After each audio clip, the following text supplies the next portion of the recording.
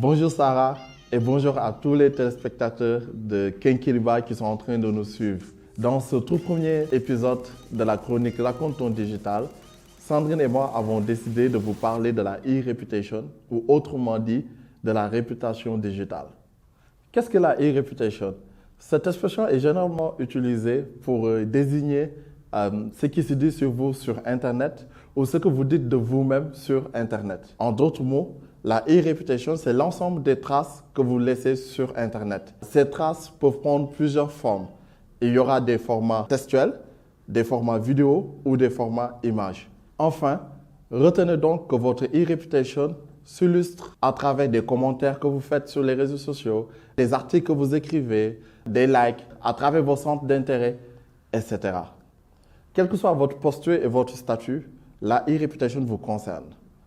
Quand vous êtes étudiant et que vous êtes dans une démarche de recherche d'emploi, comprenez qu'aujourd'hui, de plus en plus de recruteurs ont tendance à aller sur les réseaux sociaux pour chercher votre profil avant de se faire une idée et de vous recruter. Quand vous êtes entrepreneur de même, de plus en plus de consommateurs et d'utilisateurs de votre produit vont tenter d'identifier un visage humain à votre entreprise, ce qui jouera un rôle déterminant dans leur mise en confiance avec votre produit et leur appropriation de votre projet entrepreneurial. Enfin, quand vous êtes salarié, sachez que être visible sur Internet vous permettra de véhiculer les missions et les visions de votre entreprise et ainsi lui donneront plus de visibilité. Chers téléspectateurs, soignez votre e-reputation. Et pour cela, réfléchissez sur les contenus sur lesquels vous souhaitez vous positionner sur le net. Également, faites de la veille régulièrement sur votre personne et sur votre entreprise. Enfin, faites attention aux commentaires que vous faites sur les réseaux sociaux. Sachez que toute trace restera éternellement sur Internet. Je vais maintenant laisser ma collègue Sandrine Lemar vous entretenir sur la question de la e-reputation dans une perspective sociale. Tout au long de sa vie, de par son appartenance familiale, mais aussi de par son cheminement professionnel, l'individu construit sa réputation dans le réel, tisse des liens réels, c'est ce qu'on appelle donc le capital social. C'est ce capital social qui fait notre force dans une société et qui fera notre ancrage aussi professionnel de demain. Notre image, notre perception et la perception qu'ont les gens de nous-mêmes, c'est cela en fait qui nous permet d'avoir cette réputation réelle.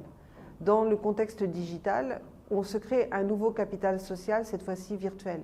Ce capital social virtuel, on ne le maîtrise pas forcément, on ne sait pas forcément qui est derrière l'écran, qui est le lien humain que l'on a créé de façon virtuelle.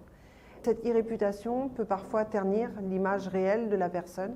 C'est pourquoi il est important, en tous les cas, d'être conscient de son capital social, de connaître son ancrage familial, surtout au Sénégal, très important dans les modalités de socialisation de l'enfant déjà, de grandir dans un espace avec des parents, d'appartenir à des groupes d'appartenance qui font de nous une personne reconnue au sein d'un groupe.